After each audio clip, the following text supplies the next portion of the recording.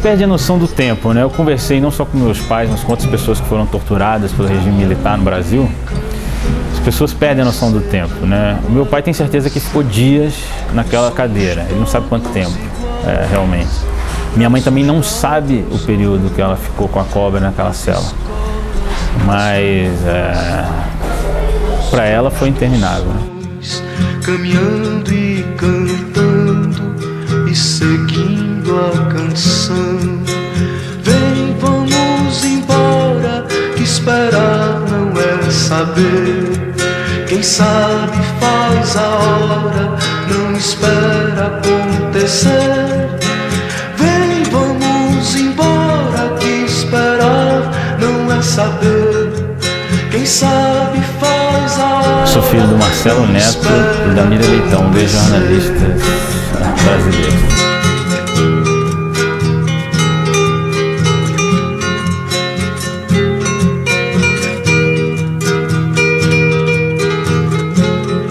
Pelos campos a fome, em grandes plantações, pelas ruas marchando.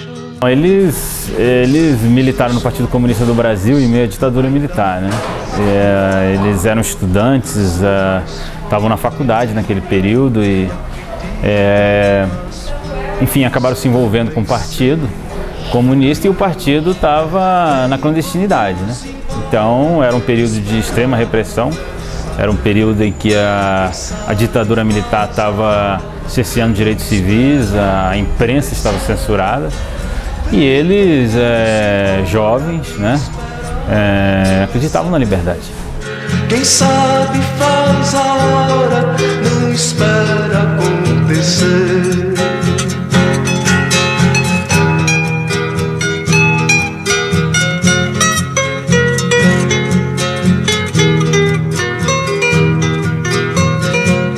Há soldados armados, amados ou não, quase todos perdidos. O país viu muitos desses jovens, né, em vários estados, né, irem para esses partidos, né, que estavam na clandestinidade e, enfim, inclusive se movendo com a luta armada, em busca de derrubar o regime militar. E esse foi a participação deles, né? Eles participaram do Partido Comunista do Brasil, tentando derrubar a ditadura militar e trazer a liberdade de imprensa para o país, né? As liberdades civis, enfim. Esse era o objetivo deles. Faz a hora, não espera acontecer.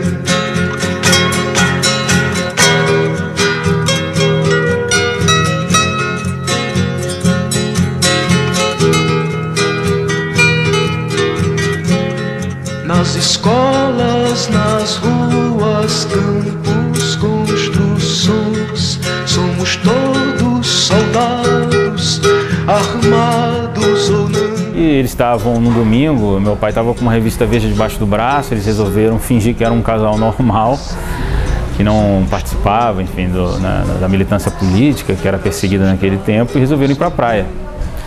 E eles moravam num morro lá em Vitória, no Espírito Santo, e eles resolveram descer para ir para a praia. Quando eles estavam descendo, a Polícia Federal cercou eles, né, e prendeu os dois.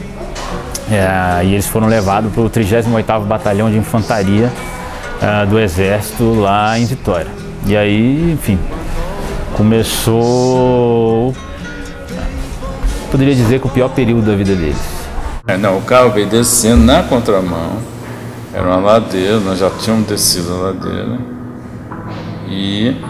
Foi uma coisa de segundos, foi segundos, as portas se abriram e saiu todo mundo armado e nos cercou. E aí eu virei para tentar alguma coisa, tinha um cara com um revólver já cercando a gente. Você entrou, você foi algemado e colocado lá dentro. Eu sentei e comecei a gritar. Porque na minha cabeça ficava só a seguinte informação. Umas coisas que tinham me dito, olha, a gente não pode ser preso sem ninguém ver. Tem que fazer de uma forma que mais gente veja por a gente ter testemunha de que a gente foi preso. Eu sentei e comecei a berrar. O que está acontecendo aqui? Não estou entendendo nada. No final, eles se separaram, levaram o Marcelo para um lado e a gente encostou a mão um no outro assim. E eles falaram assim, despede, que pode ser a última vez. Aí eles começaram a cantar uma música. Foi quando eu vi que eu tinha me dado mal. Eles começaram a cantar Amélia, que era mulher de verdade.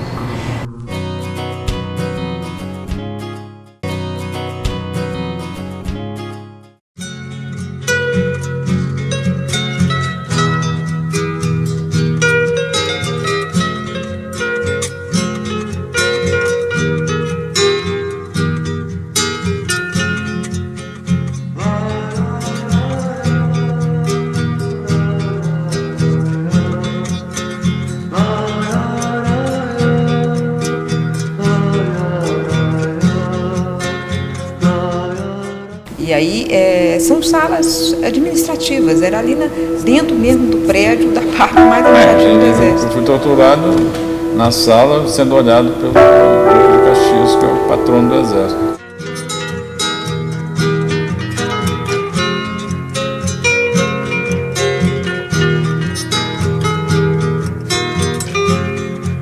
Caminhando e cantando e seguindo a canção, somos todos iguais, braços dados ou não, nas escolas, nas... Eles foram recebidos por um grupo de militares treinados para torturar. O S2, que era um serviço, segunda seção que chamava na época do Exército, é um serviço mais de inteligência. E eles foram muito torturados, né? Meu pai ficou vários dias sendo torturado numa cadeira muito parecida até com essa que eu estou sentado aqui, num quartinho. Socos, pontapés, enfim, pescoção, orelhão, enfim. E fizeram uma roleta russa com ele, colocaram uma bala num revólver e ficaram atirando, falando que iam matá-lo e tal. E ele foi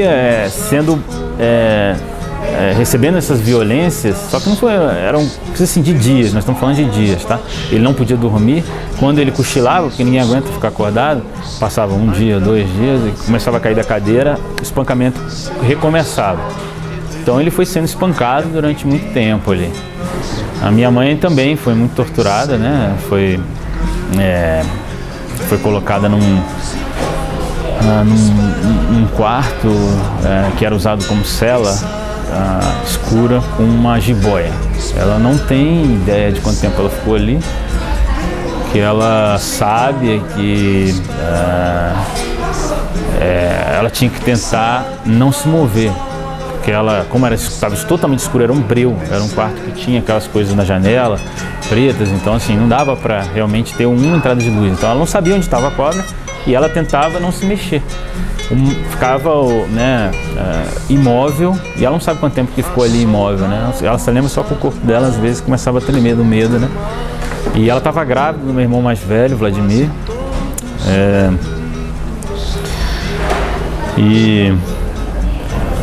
e ela foi colocada nessa situação nua, né? Ela estava nua. Eles primeiro tiraram a roupa dela e depois colocaram ela nessa situação toda.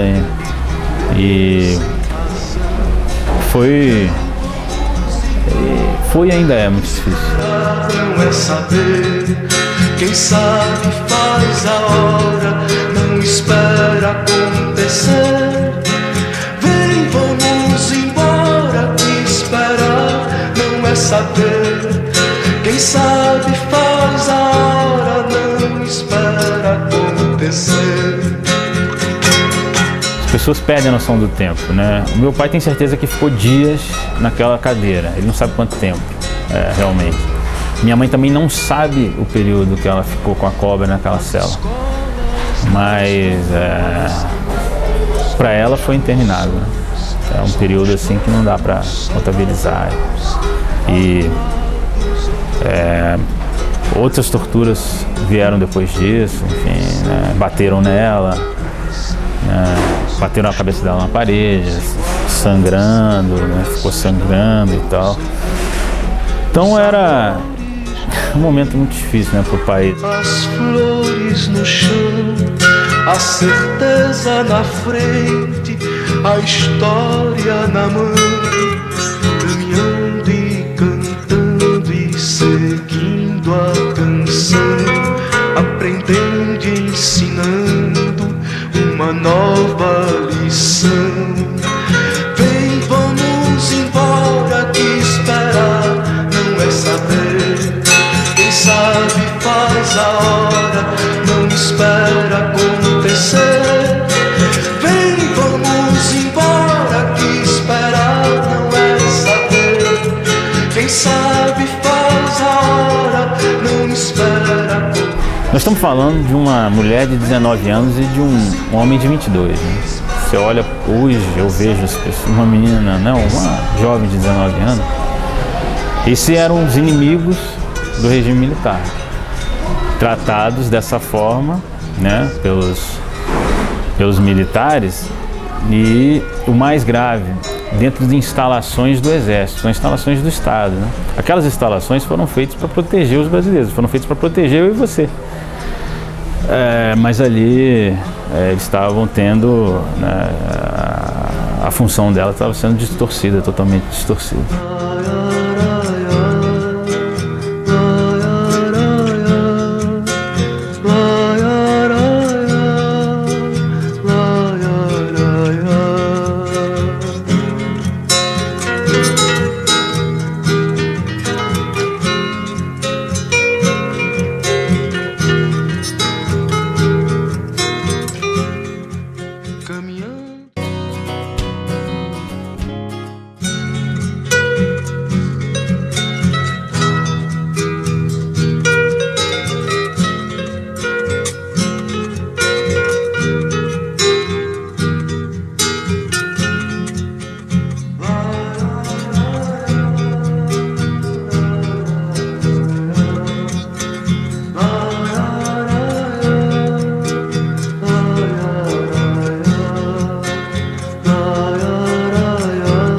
Eles não chegaram a pegar em armas, né?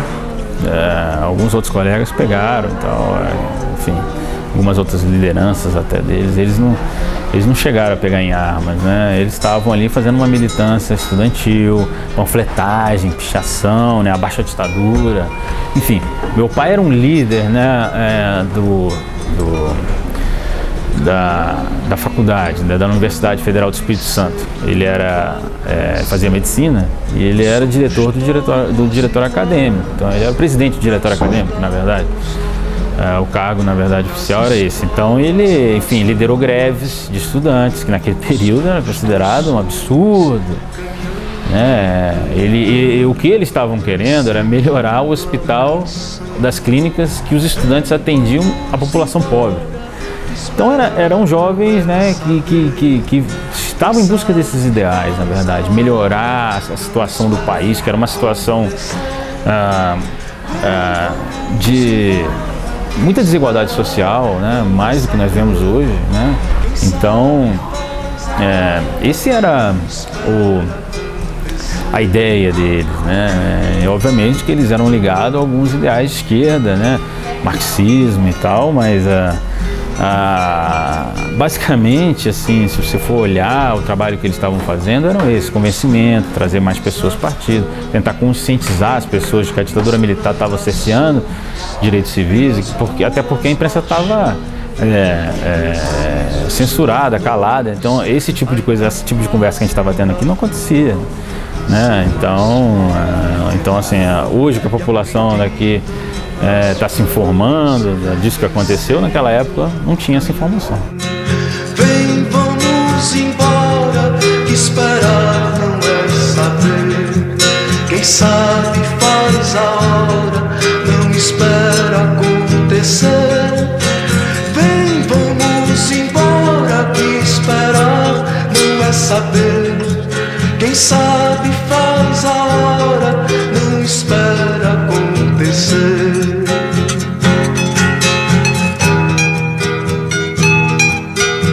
Eu tinha 12 anos, né, quando meu pai me chamou para uma conversa, assim, uma conversa meio solene, assim, então senta aqui que a gente vai conversar, que eu tenho uma coisa para te contar. E foi quando ele me contou que eles tinham sido presos, né? Eu não fiquei com uma frase, mas eu lembro claramente que ele falou palavras como perseguição, né, porão, prisão, e aquilo ficou na minha cabeça, né? Quando você recebe a notícia que seus pais foram presos, a primeira impressão que você fica, pô, eles deviam estar fazendo alguma coisa de errado, né? E eu tinha 12 anos, eu não tinha o conhecimento, né, daquele período que o país viveu que eu tenho hoje, né, ali entre 64 e 1985, naquela época eu não tinha esse conhecimento, tinha 12 anos, estava começando a entender as coisas e tal.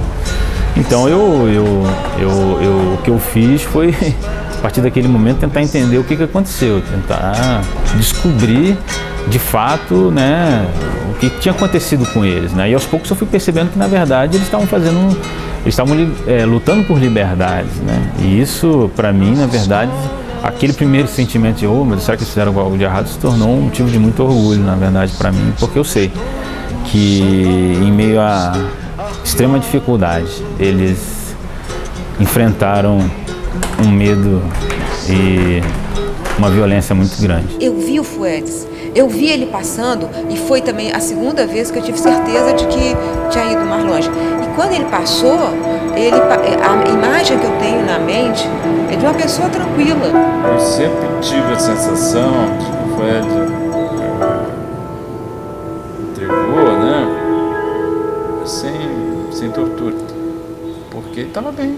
Estava absolutamente tranquilo, estava cara de arrumado, estava tranquilo. Quer dizer, ninguém estava, todo mundo ali estava suado, estava com cara de sofrimento. Ele estava assim como quem estava passeando. Ele passou a ser um pária ali para nós, né? Um cara que era o dedo duro, que fez a gente sofrer, que era o comandante que traiu. O único momento que eu cruzei com ele foi que ele vinha trazido por soldados e eu ia levado por soldados. Então eu fiz de conta que eu não estava vendo ele. E eu fiquei de cabeça baixa. E quando eu fui passando perto dele, eu gritei. Eu gritei assim: você viu o que você fez, seu filho da puta? Você viu o que você fez? Ele ficou em silêncio e abaixou a cabeça. Eu queria saber, mas cadê esse cara? Cadê ele? Né? Ah, não, ele desapareceu, ninguém sabe dele. Uns falam que ele morreu, outros falam que viram ele assim um dia na rua e ele saiu correndo e tal. E eu queria saber, eu sempre quis saber, mas por que você entregou? Ficava um questionamento na minha cabeça, que era o seguinte: dos militares, né, do regime militar, eu esperava o que eles fizeram com a minha mãe, né, uma menina grávida de 19 anos, eu espero qualquer coisa dele. Mas de um líder, mas de um colega ali, um companheiro do partido, eu realmente não esperava essa traição, né? Então eu quis entender, e a minha ideia sempre foi chegar nele e usar as ferramentas que eu tenho como jornalista, que eu aprendi ao longo da minha profissão, chegar a perguntar para eles, né? Eu até digo isso, né, durante essa busca minha que chama a espera, né, que é a reportagem. Eu até digo isso, que às vezes as pessoas complicam muito as coisas, né? Às vezes você chega lá, bate na porta e a pessoa conta a versão dela. E eu resolvi descomplicar. Eu falei, não, eu vou achar e eu vou achá-lo se ele estiver vivo. E se eu encontrá-lo, eu vou fazer a pergunta: por quê? Por que você entregou aquele grupo de estudantes? Por que você entregou meus pais?